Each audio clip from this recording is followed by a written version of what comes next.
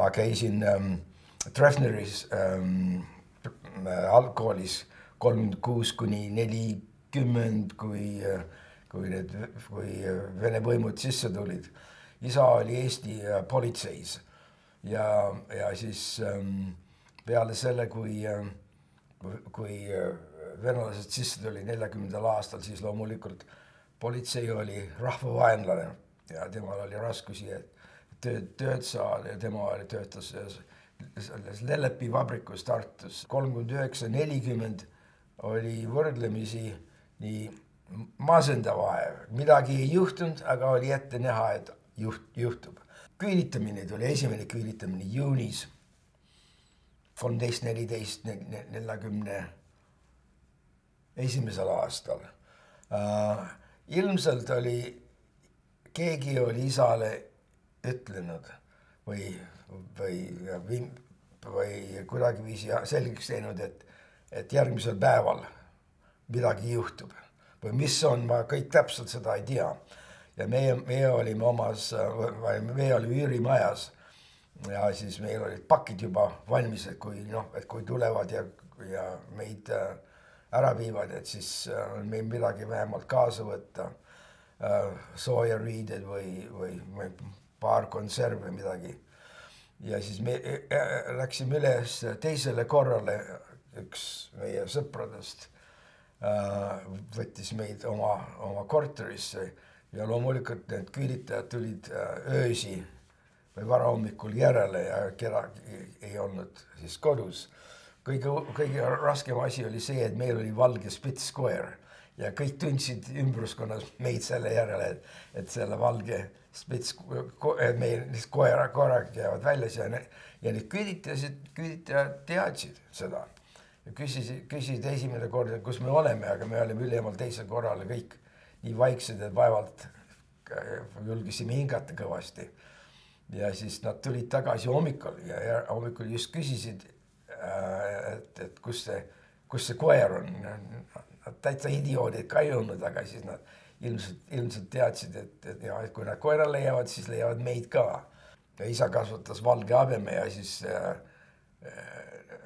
need tähtsad tegelased tulid jälle isad otsima ja nemad vaatasid, kes vana mees kutsus isegi starik vene keeles, et vana mees. Aga isa oli ettevaatlik, et tema vahel magas üleval maja katusel, et kui jälle tulevad järele.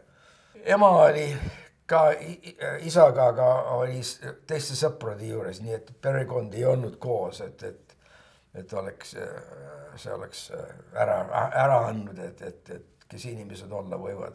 Juuli lõpul päike läheb ära 9 paigu ja inimesed jalutasid 9-10-11 vahel õhtul. Et vaadata, et kes on veel alles ja keda sa veel tunned peale neid venelaste küüditamist ja mõrvamist. Ja üks õhtu ma vaatasin üks hulk inimesi, võib-olla 10-15, tulid keset tänavat ja nendel olid need kollased tännid olid sees ja ma nägin üks mu klassivend. Steinbrecher oli tema nimi.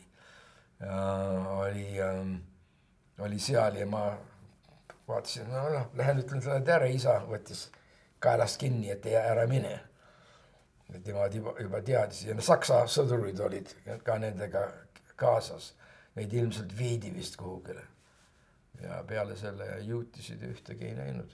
Ja me lahkusime Eestist septembris 44. Meie saime Saksa sõjalaeva peale, mis ta nimi oli Varthe.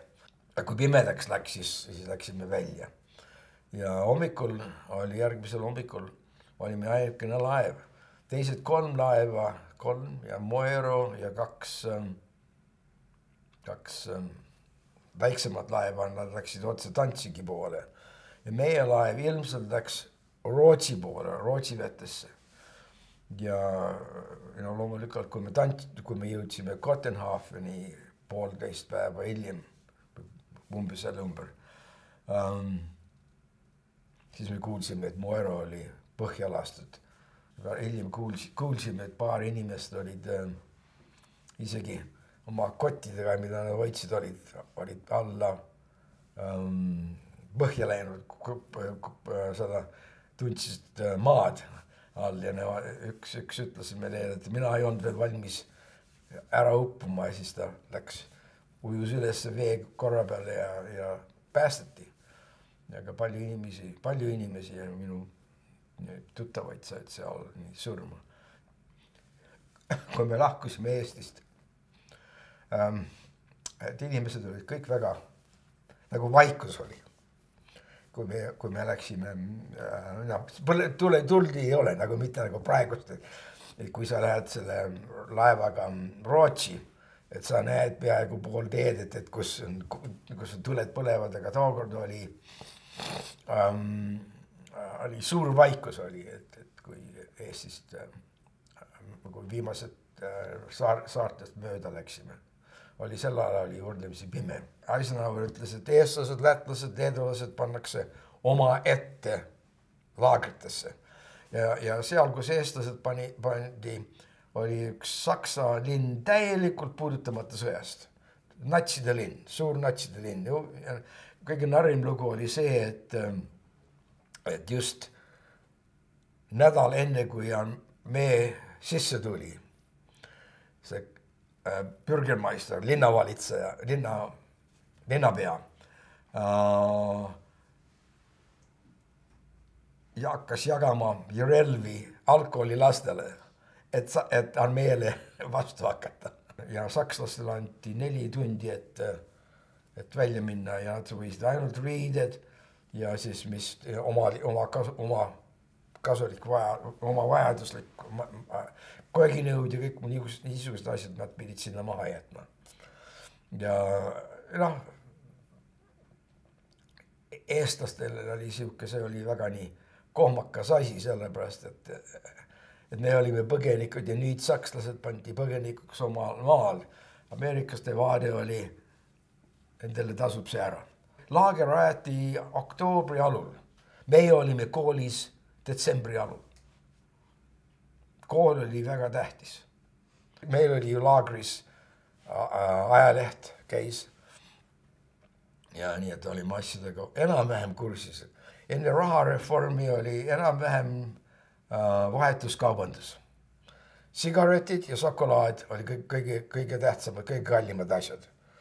Ja kui sul oli sigaretti või šokolaadi, siis selle eest võid saada enam-vähem, mis on saadaval. Sul oli sponsor, kes sinu eest hoolitseb, et kas garanteerib Ameerikas, et sul on tööd ja ei muutu Ameerikasse nende, kuidas öeldakse, et nende tüliks ja vaevaks.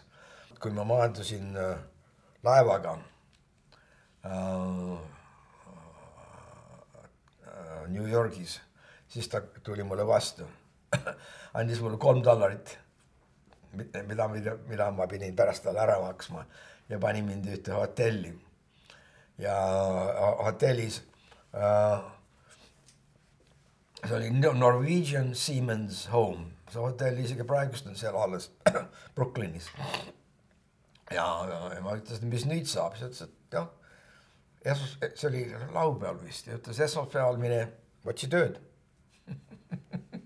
Vanemaid jäid maha jääma. See oli omaette jutt. Ja nemad ei saanud järele tulla enne kui 56. aastal. Isad tembeldati samal ajal kommunistiks, mis oli temale kõige suurem haavamine, sest tema sõdis vabadussõja ajal